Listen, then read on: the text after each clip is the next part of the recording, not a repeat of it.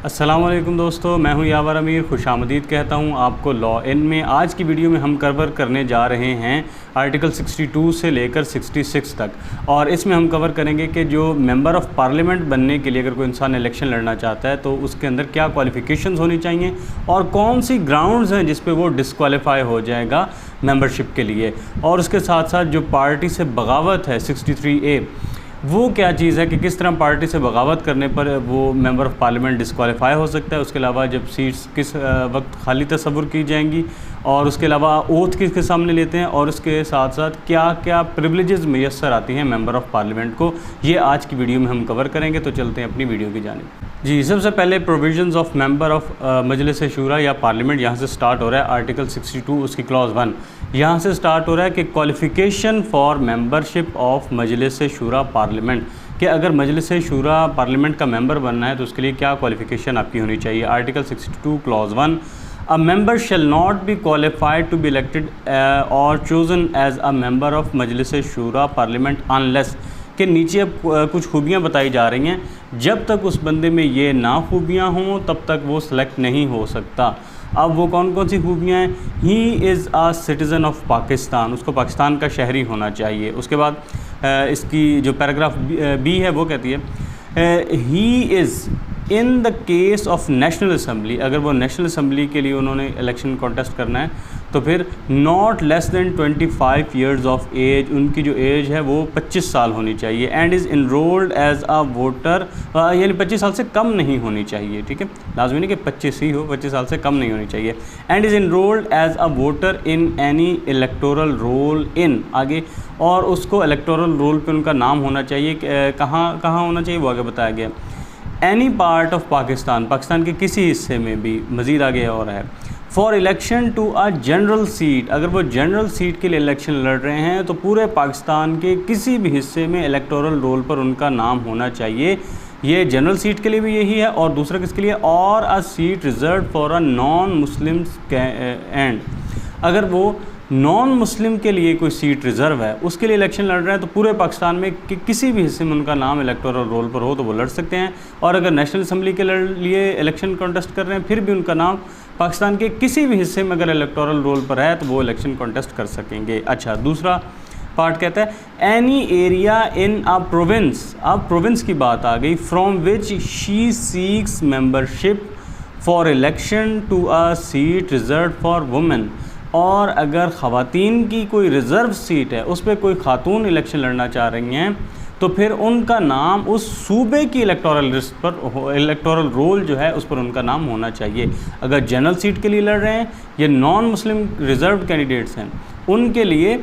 पूरे पाकिस्तान के किसी भी हिस्से में, लेकिन अगर खातून है तो वो उस सूबे के किसी भी हिस्से में उनका नाम इलेक्टोरल रोल पर होना चाहिए। इसकी आगे पैराग्राफ सी आ गया। He is in the case of senate not less than 30 years of age, national assembly की 25 साल थी लेकिन सेनेट की कितनी एज है, 30 साल से उसकी एज कम ना हो। And is enrolled as a voter in area any area of the province, और सूबे के किसी भी हिस्से में उनका नाम इलेक्टोरल रोल पर मौजूद हो, एनरोल हो। और एज द केस में be the federal capital from where he seeks membership, और अगर वो फेडरल कैपिटल से इलेक्शन कॉन्टेस्ट करना चाह रहे हैं, वहाँ से वो सीट लेना, मेंबरशिप लेना चाह रहे हैं, तो फिर वहाँ के इलेक्टोरल रोल पर उनका नाम होना चाहिए। इसकी क्लॉज डी ये कहती है he is of good character and is not commonly known as one who violates Islamic injunctions, के वो अच्छे किरदार का मालिक हो और बिल्कुल आम मशहूर ना हो कि ये इस्लामी जो अहकाम हैं उनकी खिलाफ वर्जी करता है, इस तरह का उसका कैरेक्टर नहीं होना चाहिए। अच्छा, इसकी क्लॉज ई कहती है he has adequate knowledge of Islamic teachings, इस्लामी तालीमात जो उनका अच्छा खासा इल्म होना चाहिए उसके पास। And practices obligatory duties prescribed by Islam as well as abstinence from major sins, कि एक तो ये कि इस्लामी तालीमात का अच्छा खासा इल्म होना चाहिए उसके पास, मुनासिब इल्म होना चाहिए, फिर जो फ़राइज़ हैं उनकी पाबंदी करता हो, जो इस्लाम ने प्रिस्क्राइब किए हुए हैं जो फ़राइज़ वो अच्छे से अदा करता हो, और उसके साथ साथ जितने भी गुनाह कबीरा हैं, कबायर जो गुनाह हैं उनसे भी बचता हो, ये भी उसकी शर्त है। He is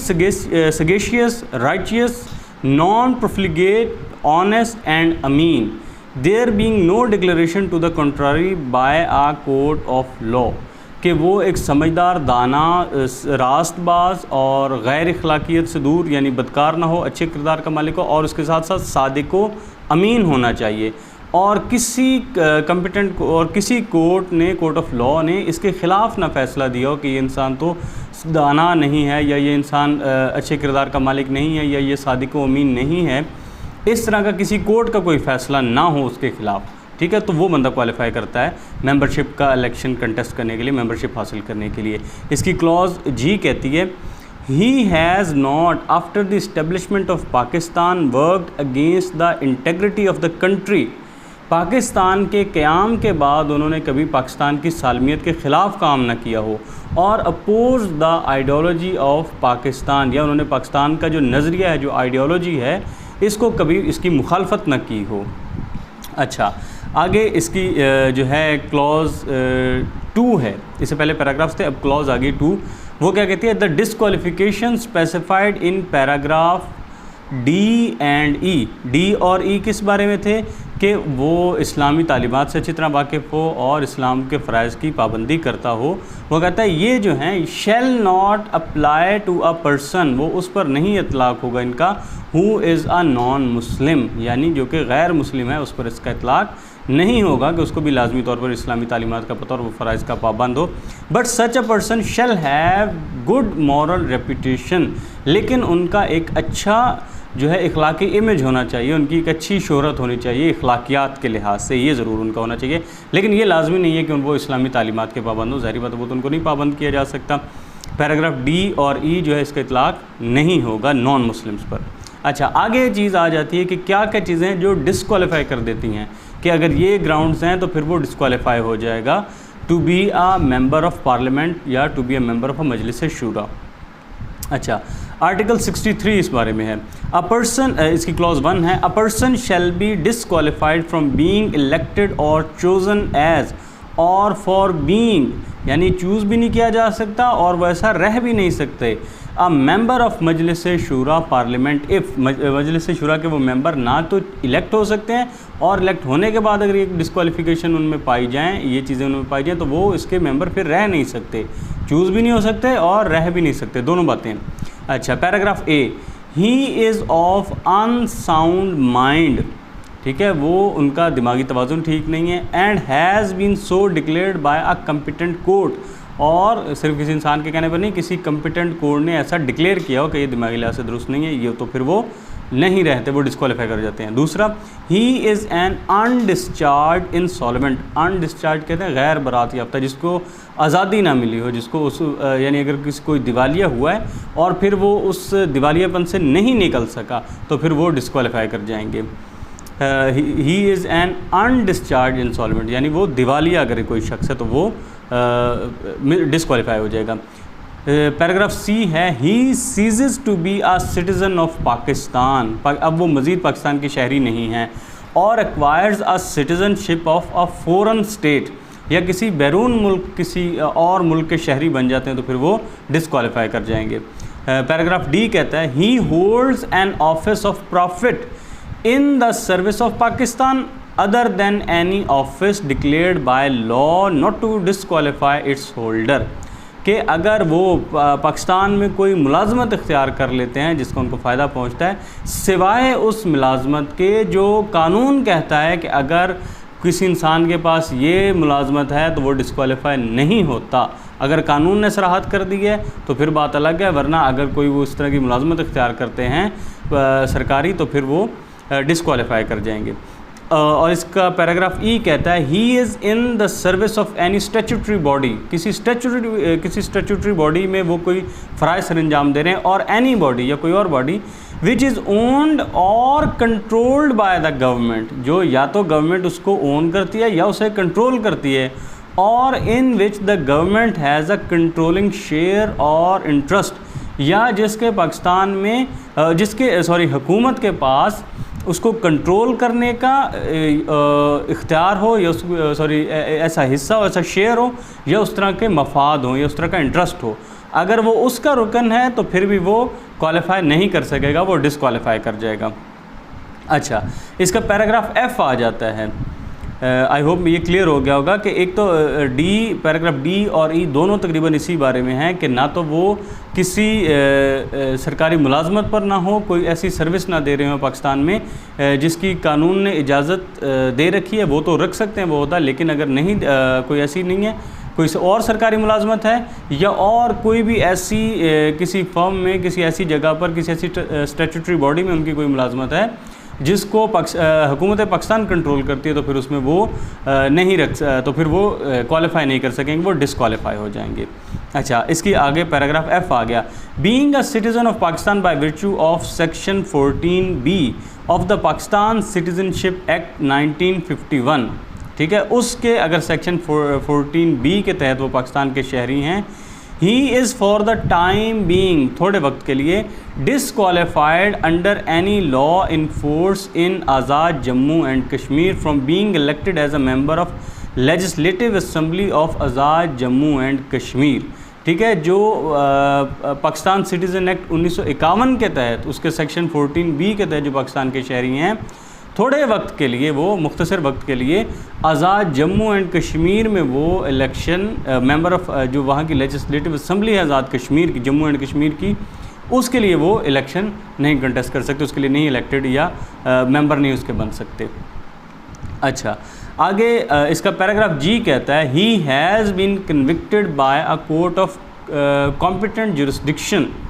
for propagating any opinion or acting in any manner prejudicial to the ideology of Pakistan or the sovereignty, integrity और security of Pakistan, कि अगर किसी इंसान को कन्विक्ट किया है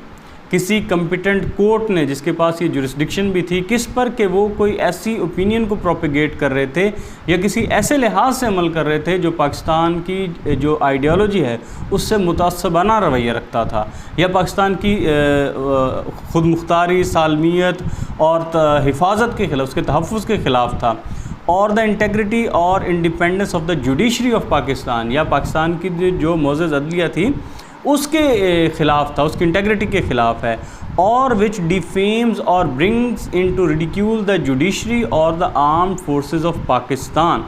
या उन्होंने कोई ऐसी हरकत की जो डिफेम करता है, जो कि बदनाम करता है या तज़हीक का निशाना बनाता है जुडिशरी को या आर्म्ड फोर्सेस को, इनमें से किसी को, इन दोनों में इदारों में से किसी को अगर वो तज़हीक का निशाना बनाता है या उसको बदनाम करता है, अनलेस, अच्छा उसने बदनाम किया, फिर कोर्ट ने उसको कन्विक्ट किया, ठीक है, उस पर एक केस साबित हुआ, फिर वो डिस्क्वालीफाई हो जाता है। हाँ, कब, फिर ये कब बहाल होगा? Unless a period of 5 years has lapsed since his release, उसके बाद उन्होंने अपनी सज़ा पूरी की, सज़ा पूरी करके उनको आज़ादी मिली, और फिर 5 साल का वक्त गुजर जाए तो फिर वो क्वालिफाई करते हैं, अगर इससे पहले कर जाए तो फिर वो डिस्क्वालीफाइड हैं। पैराग्राफ एच आगे आ जाता है, he has been on conviction for any offence involving moral turpitude sentenced to imprisonment for a term of not less than 2 years। उनको किसी मॉरल ग्राउंड पे उन्होंने कोई ऑफेंस किया और फिर उनको सज़ा हुई जो कि 2 साल से कम ना हो। Unless a period of 5 years has elapsed since his release, और उनकी रिहाई के बाद 5 साल का अरसा ना गुज़र चुका हो। ठीक है, उन्होंने कोई मॉरल कोई था इस तरह का बदकिरदार हरकत की कोई, और उसके बाद उनको कोर्ट ने कन्विक्ट किया और फिर उन्होंने अपनी सज़ा पूरी की, तो उसके 5 साल के दौरानिए तक वो डिस्क्वालीफाई रहेंगे, और जब उनको रिहाई मिलेगी तब से टाइम है, जब 5 साल उनके रिहा होने के बाद जब 5 साल का वक्त गुजर जाएगा तो फिर वो क्वालिफाई कर जाएंगे, उससे पहले वो डिस्क्वालीफाइड हैं। अच्छा, आगे आ जाता है इसका paragraph I, He has been dismissed from the service of Pakistan or service of a corporation or office set up or controlled by the federal government, provincial government or a local government on the ground of misconduct unless a period of 5 years has elapsed since his dismissal। या अगर जिस बंदे को service of Pakistan से या किसी corporation से या किसी ऑफिस सेटअप ने, जिसको वफाकी हुकूमत, सूबाई हुकूमत, लोकल हुकूमत कंट्रोल करती थी, उन्होंने उसको कर दिया डिसमिस, और डिसमिस किस बुनियाद पर किया है? उसके मिसकंडक्ट की बुनियाद पर। अगर मिसकंडक्ट की बुनियाद पर किसी को डिसमिस कर दिया तो वो क्वालिफाई कर जाएंगे। हाँ, अगर उसको 5 साल का वक्त गुजर गया है अपनी डिसमिस होने के बाद, यहाँ बात है डिसमिस की, अगर उनकी डिसमिसल को 5 साल का अरसा गुजर गया तो फिर वो दोबारा क्वालिफाई हो जाएंगे, वरना उससे पहले वो डिसक्वालीफाई हैं। अच्छा, आगे आ गया इसका paragraph J. He has been removed और compulsorily retired from the service of Pakistan और सर्विस ऑफ अ कॉरपोरेशन और ऑफिस सेटअप और controlled by the federal government, provincial government और local government on the ground of misconduct. ठीक है, या उसको हटाया गया हो या जबरी तौर पर उनको ज़बरदस्ती रिटायर कर दिया हो पाकिस्तान की सर्विस से या किसी कॉरपोरेशन से, जिसको कंट्रोल कौन करता है? फेडरल विफाकी हुकूमत, सूबाई हुकूमत, लोकल हुकूमत, इस बुनियाद पर कि उनका कंडक्ट नहीं सही था, मिसकंडक्ट की बुनियाद पर अगर उनको रिमूव किया गया है तो फिर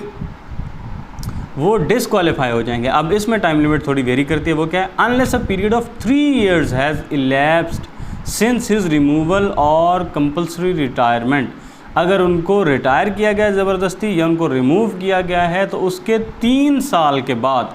वो क्वालिफाई हो जाएंगे। 3 साल से पहले वो डिसक्वालीफाई हैं इस ओहदे के लिए, to be a member of parliament. अच्छा, आगे पैराग्राफ के है। He has been in service of Pakistan or any statutory body or any body which is owned or controlled by government or in which the government has a controlling share or interest। ठीक है, वो इस के member रह चुके हों, इसके अंदर सर्विस अपनी प्रोवाइड करते रहो किसी स्टैट्यूटरी बॉडी में जिसको विफाकी हुकूमत या सूबाई, जिसको कोई भी हुकूमत जिसको ओन करती है या जिसको कंट्रोल करती है और उसमें उनका मफाद है। हाँ, कब? Unless a period of 2 years has elapsed since he ceased to be in such service। ता वक्त के उनको वो 2 साल का अरसा गुजर गया हो कि अब वो मज़ीद उसके मेंबर नहीं रहे, वो उस सर्विस का हिस्सा नहीं है, यानी वो सर्विस छोड़े उनको अब 2 साल का अरसा गुजर चुका है कि अब वो इस सर्विस में नहीं है, अब फिर वो क्वालिफाई कर जाएंगे। अदरवाइज़ अगर 2 साल का अरसा नहीं गुजरा, वो सर्विस ऑफ पाकिस्तान में थे या किसी ऐसे इदारे में थे जिसको गवर्नमेंट कंट्रोल करती है या ओन करती है, तो फिर 2 साल का अरसा गुजरने से पहले तक वो डिसक्वालीफाई हैं to be a member of a parliament. अच्छा, आगे आ जाती है जी इसकी paragraph L. He whether by himself or by any person or body of persons interest for him or for his benefit or on his account as a member of a Hindu undivided family has any share or interest in a contract कि चाहे वो ख़ुद या अपने नुमाइंदे के ज़रिए या किसी भी और जिस तरह कोई और अफराद का ग्रोह है जिसमें उनका इंटरेस्ट है, या फिर हिंदू अनडिवाइडेड फैमिली की, यानी ये जॉइंट फैमिली है उसमें इनका भी इंटरेस्ट है, कोई इस तरह से वो कोई ऐसा कॉन्ट्रैक्ट है जिसमें इनको भी फ़ायदा पहुंच रहा है क्योंकि वो एक जॉइंट फैमिली का हिस्सा हैं, इसलिए और वो कॉन्ट्रैक्ट ऐसा है, हैज़ एनी शेयर और interest in a contract not being a contract, और वो ऐसा कॉन्ट्रैक्ट नहीं है between a cooperative society and a government, यानी हुकूमत और कोऑपरेटिव सोसाइटी के दरमियान वाला जो कॉन्ट्रैक्ट है उसके अलावा कोई कॉन्ट्रैक्ट है। For the supply of goods, कि वो सप्लाई मुहैया करते हैं, और for the execution of any contract, या कोई और एग्जीक्यूशन है, for the performance of any service undertaken by, कोई भी और सर्विस जो परफॉर्म करते हैं गवर्नमेंट के लिए, कि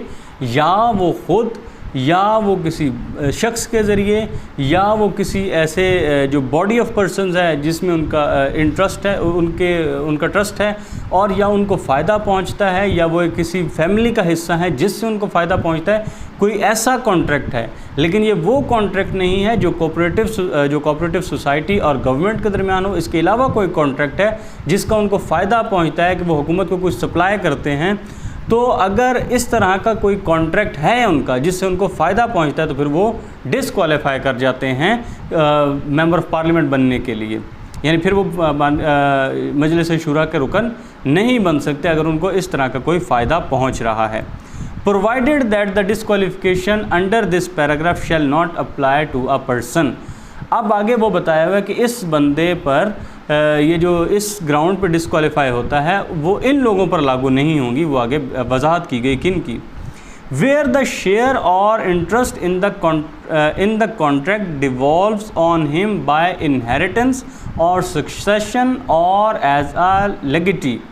कि अगर उनको विरासत में कुछ ऐसा मिला है वारिस के तौर पर या सक्सेशन के तौर पर, उन्होंने कुछ हासिल उन पर वो आ गया है, ख़ुद ब खुद वो इंटरेस्ट, वो शेयर उनके पास आ गया है, उन्होंने खुद से नहीं किया लेकिन विरासत के तौर पे उनके पास आ गया है। लेगेटी एग्जीक्यूटर और एडमिनिस्ट्रेटर, कोई एग्जीक्यूटर हैं, ये वो एडमिनिस्ट्रेट कर रहे हैं उसको, तो फिर भी नहीं है। अब आगे इसके आगे और वजाहत लिखी हुई है, until the expiration of 6 months, फिर 6 माह का वक्त गुजर जाए, after it has been devolved on him. इसकी वजाहत क्या है, बात ये हो रही है कि अगर किसी को विरासत में कुछ ऐसा मिल गया या उनको कोई एडमिनिस्टर करना पड़ रहा है, कोई एग्जीक्यूट करना पड़ रहा है मामला, तो फिर वो उनको डिस्क्वालीफाई नहीं करता। उसके बाद उनके पास होगा 6 माह का टाइम पीरियड कि इस अरसे में वो अपनी इस ज़िम्मेदारी से सुबुकदोश हो जाएं, इससे फरागत हासिल कर लें तो ठीक है। अगर 6 माह से ज़्यादा अरसा गुजर जाएगा फिर वो डिस्क्वालीफाई कर सकता है, लेकिन अगर 6 माह से कम है, उन्होंने खुद कॉन्ट्रैक्ट नहीं किया, कोई ज़िम्मेदारी उन पर आ गई है, तो फिर वो उसको डिस्क्वालीफाई नहीं कर सकती। आगे भी इसका सेकेंड पार्ट है, where the contract has been entered into by or on behalf of a public company as defined in the company ordinance 1984। अगर कोई कंपनी है जिसको कंपनीज ऑर्डिनेंस 1984 के तहत उसको पब्लिक कंपनी कहा जाता है, उसमें वो खुद दाखिल हों या किसी पब्लिक कंपनी के बिहाफ पर वो दाखिल हुए, of which he is a share holder, उसमें शेयर होल्डर तो ज़रूर है, but is not a director holding N office of profit under the company, लेकिन वो उस कंपनी में कोई डायरेक्टर, वो ऐसा नहीं है कि उनको कोई ऐसा होता है उनके पास जिससे उनको कोई मफाद मिलता है। ठीक है, कोई इस तरह का जो कॉन्ट्रैक्ट है, जो पब्लिक कंपनी का कॉन्ट्रैक्ट है, जिसमें वो शेयर होल्डर तो ज़रूर हैं लेकिन उनको बराह रास्त कोई उससे मफाद नहीं हासिल होता, तो फिर वो उसमें दाखिल हो सकते हैं, उस पर ये इतलाक़ नहीं होगी कॉन्ट्रैक्ट वाली शिक की, जो वो पैराग्राफ है उसका इतलाक़ नहीं होगा। Where he is a member of a Hindu undivided family and the contract has been entered into by any other member of that family in the course of carrying on a separate business in which he has no share और interest. अब वो Hindu undivided family के member तो हैं, लेकिन वो जो दूसरा पर्सन है जो उस बिज़नेस को कैरी ऑन कर रहा है, उसका सेपरेट बिजनेस है, उसका इनको फ़ायदा कोई नहीं पहुंच रहा, तो फिर वो डिस्क्वालीफाई नहीं होते, फिर उस पर ये इतलाक़ नहीं होगा। आगे एक्सप्लेनेशन दी हुई है, in this article goods does not include agricultural produce or commodity grown or produced by him or such goods as he is under the directive of government or any law for the time being in force under a duty or obligation to supply। ठीक है, वो कहता है goods में ये चीज़ें शामिल नहीं होंगी, कौन सी, जो ज़राई पैदावार है, ये जो कोई और कमोडिटी है जो उसने पैदा की है और उसके ज़िम्मे है या हुकूमत ने उसको, या कोई टाइम बीइंग के लिए कोई कानून ऐसा है जो इन फोर्स है, वो उसको कहता है कि आप उसको ये ज़िम्मेदारी देता है कि उसको सप्लाई करो, तो ये फिर गुड्स के डेफिनेशन में नहीं आएगा। अच्छा, आगे पैराग्राफ आ गया M, he holds any office in the service of Pakistan other than the following offices namely, कि अगर वो कोई और ऐसा पाकिस्तान की कोई सर्विस प्रोवाइड कर रहा है जिसमें उनको प्रॉफिट मिल रहा है इन सर्विसेज के अलावा, यानी आगे जो बता रहा हूँ, अगर ये इनमें से कोई सर्विसेज दे रहे हैं तो फिर वो उसको डिस्क्वालीफाई नहीं करती, लेकिन इनके अलावा अगर कोई वो प्रॉफिट ले रहे हैं किसी इन द सर्विस ऑफ पाकिस्तान तो फिर वो उनको डिस्क्वालीफाई करती है। अब वो कौन कौन सी चीज़ें जो नहीं डिस्क्वालीफाई करती वो आगे आ गई हैं। An office which is not whole time office remunerated either by salary or by fee, कोई ऐसा फुल टाइम सर्विस नहीं है जिसकी उनको किसी सैलरी की सूरत में या किसी फ़ी के तौर पे उनको कोई उसका मुआवजा भी मिल रहा है, ऐसी कोई सर्विस नहीं है जो फुल टाइम नहीं है और ना उनका कोई मुआवजा मिल रहा है ना उसकी कोई फ़ी मिल रही है, तो ये डिस्क्वालीफाई नहीं करती। The office of lambardar whether called by this और एनी अदर टाइटल, जो लंबरदार साहब हैं, ये अमूमन गाँव में होते हैं देहात में, जो वो लंबरदार साहब हैं, अगर इस नाम से उनके पास ये टाइटल है, ये किसी और नाम से टाइटल है, तो ये उनको डिस्क्वालीफाई नहीं करता। 3 कहता है द कौमी रज़ाकार, जो कौमी तौर पर रज़ाकार है वो भी डिस्क्वालीफाई नहीं करता। Any office the holder whereof by virtue of such office is liable to be called up for military training और military service under any law providing for the constitution और रेजिंग ऑफ अ फोर्स। कोई ऐसा office है उनके तहत जिनको जब भी चाहे तो फ़ौज उनको बुला सकती है कि आप मिलिट्री ट्रेनिंग लें, उनको बुलाया जा सकता है, फ़ौज नहीं कोई भी उनको बुला सकता है कि आप मिलिट्री ट्रेनिंग लें या मिलिट्री सर्विस दें। जब वो कोई फोर्स इकट्ठी करनी है, उसको कायम करना है, तो ऐसा कोई भी ओहदा है उनके पास, तो फिर ये उस कंडीशन में फॉल नहीं करता, इस बुनियाद पर वो डिस्क्वालीफाई नहीं हो सकते। आगे है इसका paragraph N, he has obtained a loan for an amount of 2 million rupees. कोई उन्होंने 20 लाख या इससे ज़ायद का कर्जा लिया है, किससे? फ्रॉम एनी बैंक, किसी बैंक से, फाइनेंशियल इंस्टीट्यूशन, कोऑपरेटिव सोसाइटी और cooperative body, in his own name और in the name of his spouse और एनी ऑफ हिज डिपेंडेंट्स। या तो उन्होंने ख़ुद कर्जा लिया है किसी बैंक से या किसी भी मालियाती इदारे से या किसी भी कोऑपरेटिव सोसाइटी से, या अपने नाम पर या अपने स्पाउस के नाम पर, अपनी बीवी के या शौहर के उनके नाम पर, या कोई और जिसका इन्हिसार उन पर है, उस किसी अपने डिपेंडेंट के नाम पे उन्होंने लिया है। Which remains unpaid for more than 1 year from the due date, और 1 साल का अरसा गुजर गया है कि ये तारीख थी, इसको उन्होंने देना था, अब उस तारीख को 1 साल का अरसा गुजर चुका है और उन्होंने वो लोन वापस नहीं किया। और has got such loan return of, या उन्होंने माफ़ करवा लिया है इसको, तो फिर वो भी डिस्क्वालीफाई कर जाएंगे। कौन से? जिसने 20 लाख या इससे ज़ायद रकम का लोन लिया अपने नाम पर या अपनी जो स्पाउस थे उसके नाम पर, बीवी के या शौहर के उनके नाम पर लिया, या अपने किसी डिपेंडेंट के नाम पर लिया, फिर 1 साल का अरसा गुजर गया, वो अदा नहीं किया या उसको माफ़ कर लिया, तो वो डिस्क्वालीफाई हो जाएगा। आगे पैराग्राफ O, ही और हिज स्पाउस और any of his dependents has defaulted in payment of government dues or utility expenses including telephone, electricity and water charges in excess of 10,000 rupees for over 6 months at the time of filing his nomination papers। जब वो अपनी कागज़ात नामज़दगी जमा करवा रहे हैं उससे लेके 6 माह का अरसा जो है, पीछे 6 माह का अरसा, उनके या उनकी बीवी के या उनके किसी डिपेंडेंट के, उनके स्पाउस के, किसी के डिपेंडेंट के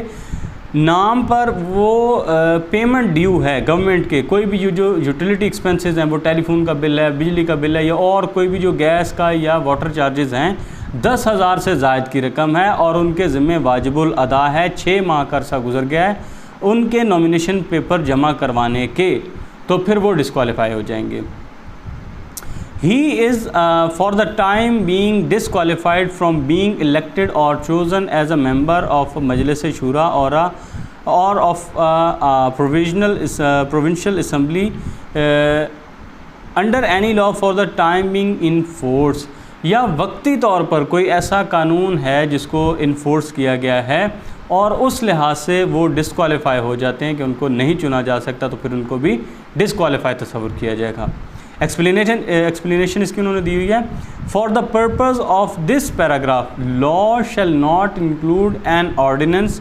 प्रोमलगेटेड अंडर आर्टिकल 89 और आर्टिकल 128। कहता है यहाँ जो लॉ है इससे मुराद ये नहीं होगा, क्या चीज़ नहीं होगी, वो अगर उसने बताया कि आर्टिकल 89 और आर्टिकल 128 ये दरअसल प्रेसिडेंट की जो पावर होती है किसी ऑर्डिनेंस को जारी करने की, या आर्टिकल 128 है जो गवर्नर की पावर होती है कोई ऑर्डिनेंस जारी करने की, वो इसके अंडर फॉल नहीं करते, वो उसको डिस्क्वालीफाई, वहाँ लॉ की जो डेफिनेशन है ये वाली वो नहीं इस्तेमाल होगी, यानी वो ऑर्डिनेंस इसमें नहीं होंगे। वरना इसके अलावा अगर कोई और वक्ती तौर पर ऐसा कोई ऐसा लॉ आता है, कोई भी ऐसा लॉ आता है चाहे कि वो उसको डिस्क्वालीफाई करती है कोई ऐसा फॉर द टाइमिंग, तो फिर वो इनको टाइमिंग कोई ऐसा लॉ इन्फोर्स्ड है तो वो डिस्क्वालीफाई कर देगी, उस लॉ के होते हुए भी ये डिस्क्वालीफाई हो जाएंगे, इनको डिस्क्वालीफाई तस्वुर किया जाएगा। हाँ, इसमें आर्टिकल 89 और जो लॉ है वो नहीं होगा जो आर्टिकल 89 और आर्टिकल 128 के तहत आता है। अच्छा, इसकी क्लॉज आ गई आगे 2, इफ़ एनी क्वेश्चन अराइजेज़, कोई सवाल पैदा होता है, अब हम बात कर रहे हैं ना उसके बारे में, डिस्क्वालिफिकेशन के बारे में कोई सवाल पैदा होता है, whether a member of Majlis Shoora has become disqualified from being a member, कोई ऐसा सवाल पैदा हुआ कि ये जो मेंबर ऑफ पार्लियामेंट हैं ये डिस्क्वालीफाई कर गए हैं, अब ये मेंबर नहीं हैं, द स्पीकर और एज द केस में बी द चेयरमैन शैल, ठीक है, स्पीकर जो हैं वो कौमी असम्बली के हो गए, चेयरमैन जो है वो सेनेट के हो गए, shall unless he decides that no such question has arisen, और या फिर उन्होंने ये फैसला कर लिया है कि ऐसा कोई सवाल ही नहीं पैदा हुआ इनकी डिस्क्वालिफिकेशन का। अगर सवाल पैदा हो गया कि ये बंदा इस बार डिस्क्वालीफाई हो गया है तो फिर वह क्या करेगा, shall refer the question to the election commission within 30 days, 30 दिन के अंदर अंदर वो ये मामला जो है वो इलेक्शन कमीशन के तरफ रेफ़र कर देंगे। And if he fails to do so, और अगर वैसा करने में नाकाम रहते हैं within the aforesaid period, जो 30 दिन का वक्त दिया गया उसमें वो नहीं ऐसा कर पाते, इट शैल बी डीम्ड, ऐसा तस्वुर किया जाएगा to have been referred to the election commission, वो खुद ब खुद यही तस्वुर किया जाएगा कि वो इलेक्शन कमीशन को रेफ़र कर दिया गया है। आगे इसकी clause 3, the election commission shall decide the question within 90 days from its receipt और deem to have been received, या हम उनको ये मामला मिलता है या ये तस्वुर किया जाता है कि अब उनको मिल चुका होगा, उसके 90 दिन के अंदर अंदर इलेक्शन कमीशन ने ये सवाल हल करना है। And if it is of the opinion, और उन्हें फैसला करना है कि वो डिस्क्वालीफाई हुआ या नहीं हुआ, और अगर उनकी ये ओपिनियन होती है that the member has become disqualified, कि वो मेंबर डिस्क्वालीफाई हो चुके हैं, he shall cease to be a member of this seat, to be a member and his seat shall become vacant, के फिर ये कहा वो जो हैं मेंबर वो मज़ीद उसका रुकन मेंबर नहीं रहेंगे और उनकी जो सीट है वो खाली तस्वुर की जाएगी, वो खाली हो जाएगी। तो यहाँ तक तो थी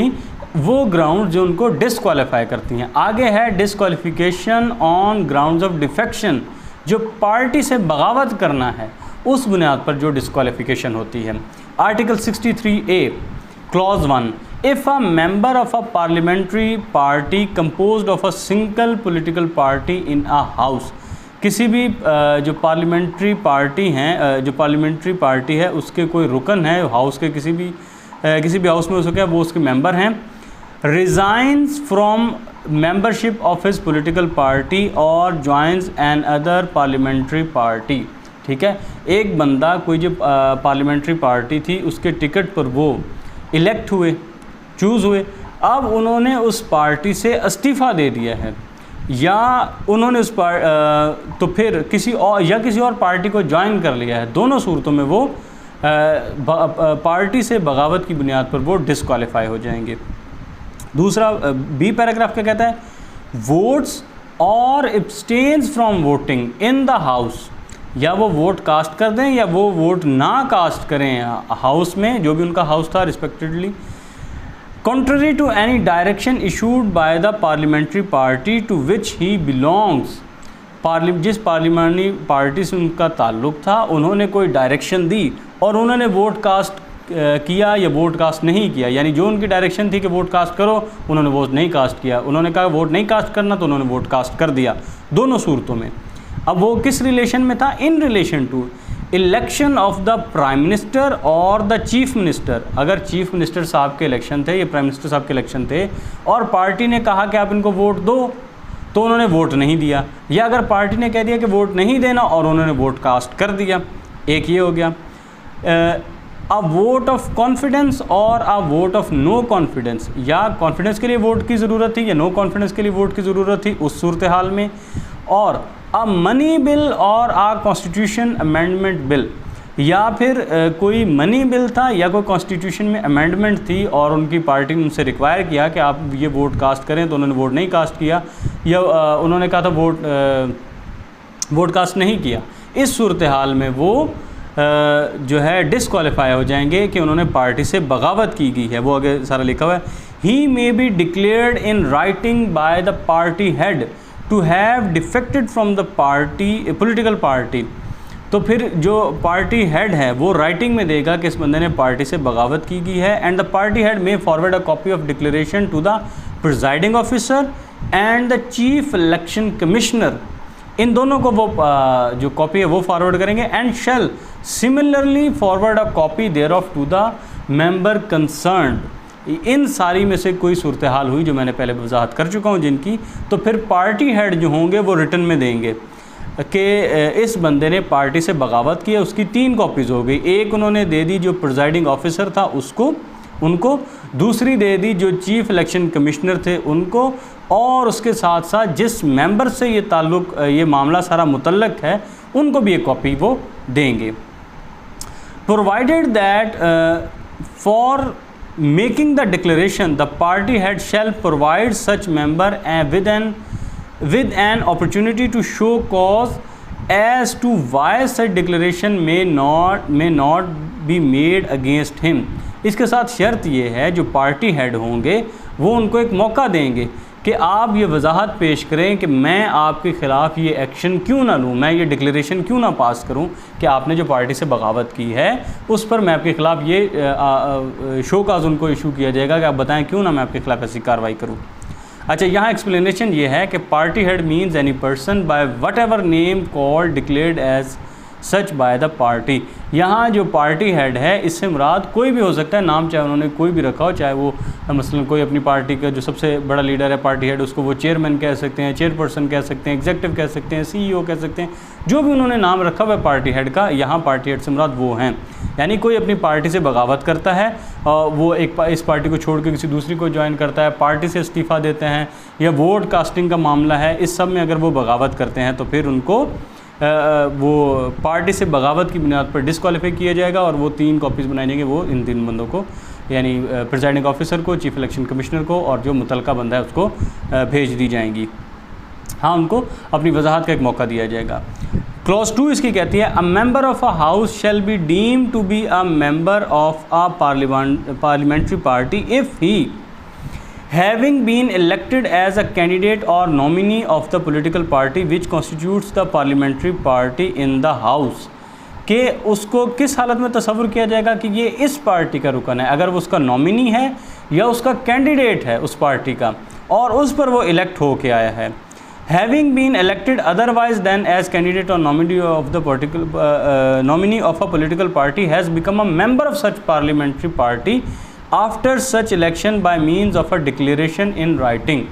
कि वो मुंतखब तो किसी और तरीके से हुए थे लेकिन फिर उन्होंने रिटन डिक्लेरेशन दे दी कि वो इस पार्टी का हिस्सा हैं, तो फिर अब उनको इसी पार्टी का हिस्सा तस्वुर किया जाएगा, वो उससे बगावत नहीं कर सकते और उनसे बगावत की बुनियाद पर उनको डिस्क्वालीफाई किया जा सकता है। Upon receipt of a declaration under clause 1, clause इसकी 3 कहती है कि क्लॉज 1 के तहत कि उनको पार्टी से बगावत पर अगर उनको कोई वो डिक्लेरेशन मिलता है, the presiding officer of the house shall within 2 days। अच्छा, ये प्रिजाइडिंग ऑफिसर की बात हो रही है। As in case he feels to do so it shall be deemed that he has referred the declaration to the chief election commissioner who shall lay the declaration before the election commission for its decision thereof confirming the declaration or otherwise within 30 days of its receipt by chief election commissioner। अच्छा, अब ये जो declaration था वो जो clause 1 के तहत वो पार्टी हेड ने दे दिया प्रिजाइडिंग ऑफिसर को, जो भी हाउस का था, वो स्पीकर हो सकते हैं या सेनेट है तो फिर वो चेयरमैन सेनेट होंगे, उनको वो डिक्लेरेशन जो थी वो मिल गई और विद इन 2 days जब उनको ये मामला रेफ़र किया गया है, within 2 days refer and in case he fails to do so it shall be deem that he has referred. अगर वो ऐसा नहीं करते तो ऐसा तस्वुर किया जाएगा, 2 दिन के उनको रेफ़र करना है, 2 दिन के अंदर उनको ये मामला रेफ़र करना है किसको, चीफ इलेक्शन कमिश्नर को। अगर वो नहीं करते तो ये समझा जाएगा कि उन्होंने रेफ़र कर दिया है। Who shall lay the declaration before the election commission. अब वो डिक्लेरेशन है उसको लेके जाएंगे इलेक्शन कमीशन के पास और वो इस पर फैसला करेंगे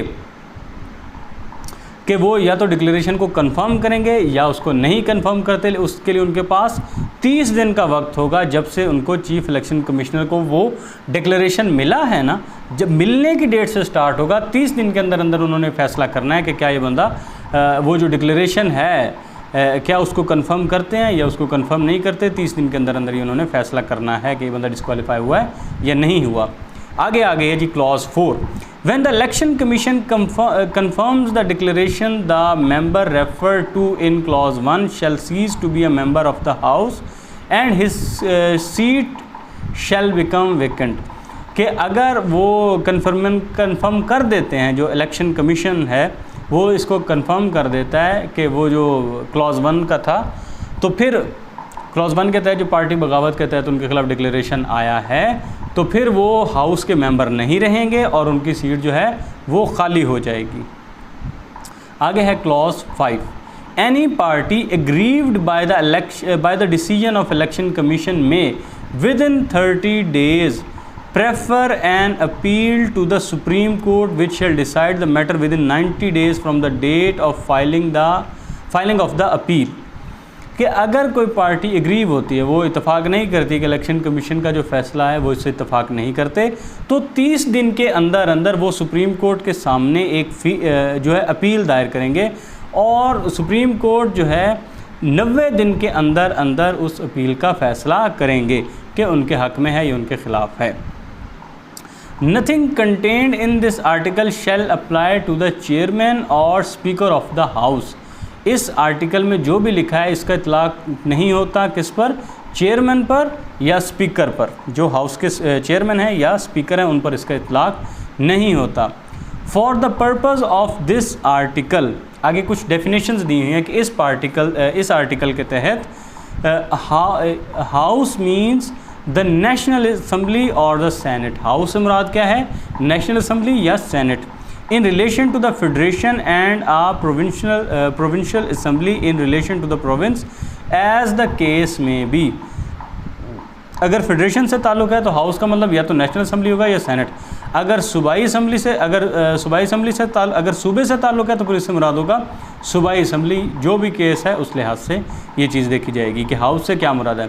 अब आगे प्रिजाइडिंग ऑफिसर से क्या मुराद होगा। Presiding officer means the speaker of national assembly, the chairman of the senate और the speaker of the provincial assembly as the case में भी। जो भी सूरत हाल है उस लिहाज से स्पीकर, चेयरमैन या जो सूबाई असम्बली है उसके स्पीकर इससे प्रिजाइडिंग ऑफिसर से मुराद होंगे। आगे क्लॉज 8 है, article 63A substituted as aforesaid shall comes into effect from the next general election to be held after the commencement of Constitution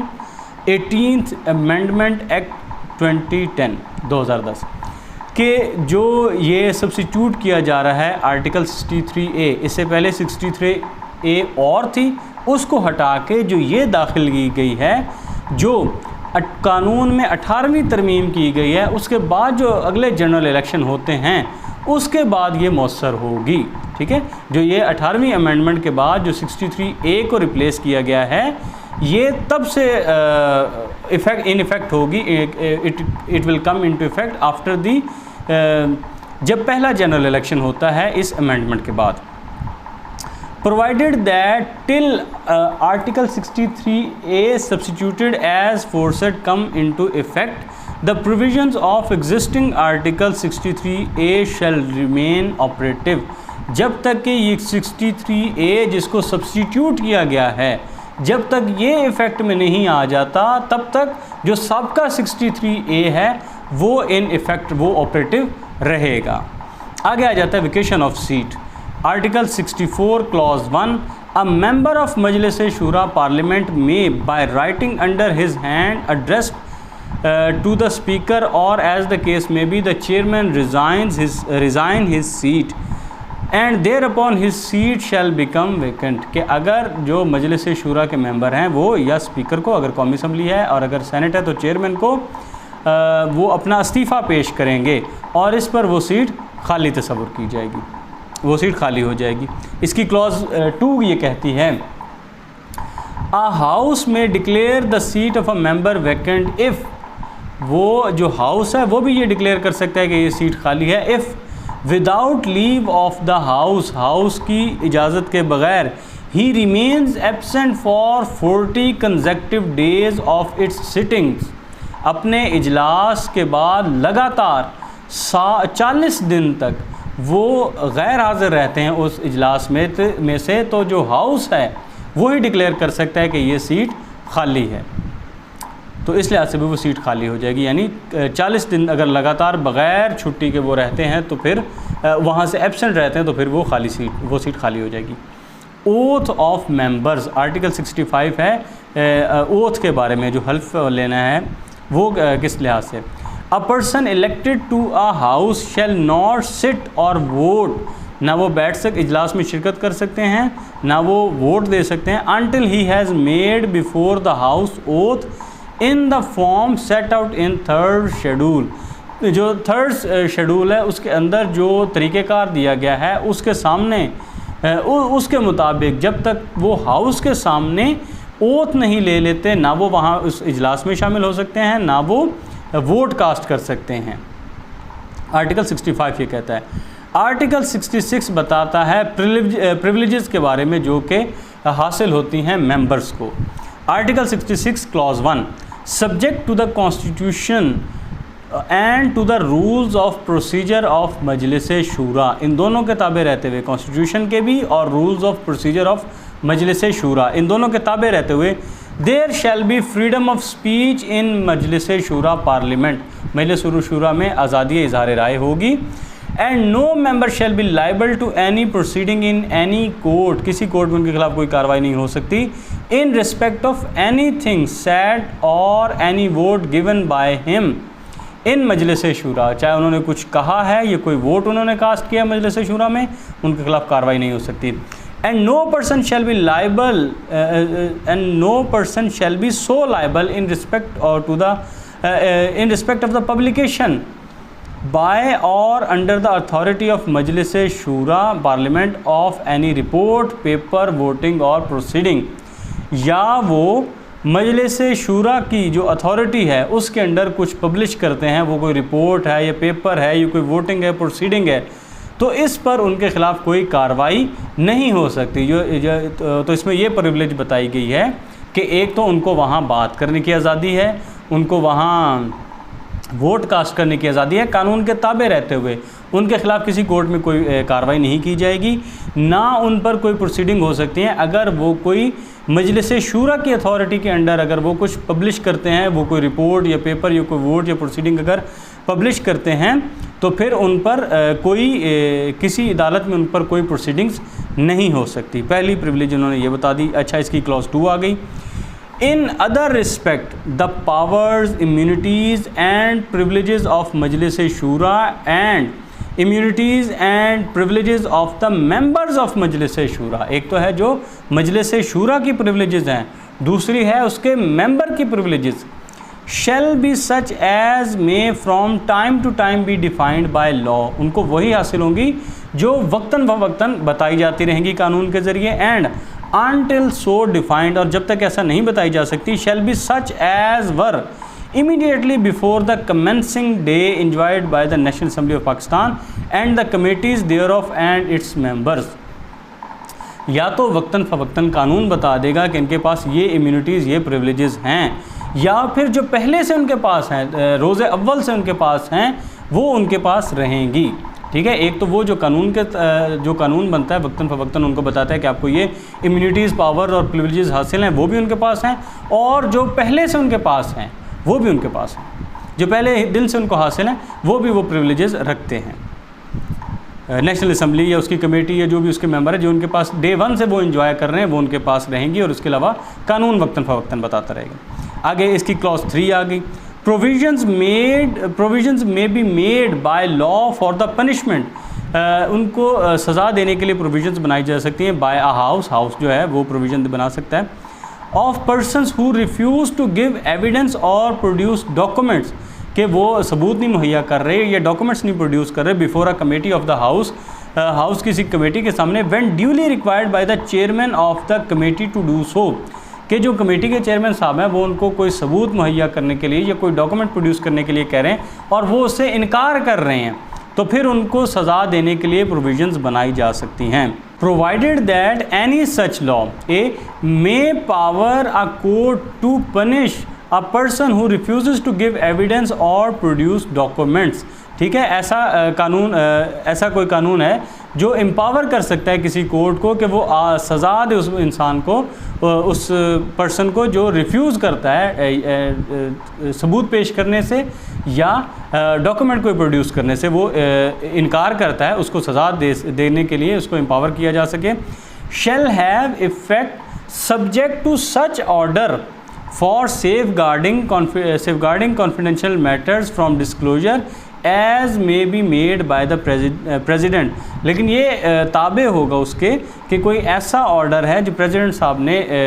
issue किया है, प्रेसिडेंट साहब ने मेड किया है कि कोई मामला है जो कॉन्फिडेंशियल मैटर है उसको डिस्क्लोज़ ना किया जाए, ये उसके ताबे होगा। यानी अगर कोई ऐसा मामला है जिसको प्रेसिडेंट साहब ने कहा है कि वो आपने जाहिर नहीं करना, तो फिर वो अगर कोई डॉक्यूमेंट्स या कोई एविडेंस अगर होल्ड करते हैं तो फिर उनको ऐसा नहीं कहा जाएगा। अगर वो रिफ्यूज़ करते हैं तो फिर उस बुनियाद पर नहीं हो सकती कार्रवाई, जिसको प्रेसिडेंट के ऑर्डर के तहत वो इस तरह का कोई सेफ गार्ड हासिल है कि वो कॉन्फिडेंशियल मैटर है, तो वो फिर रोक सकते हैं, फिर लाजमी नहीं उसको जाहिर करें।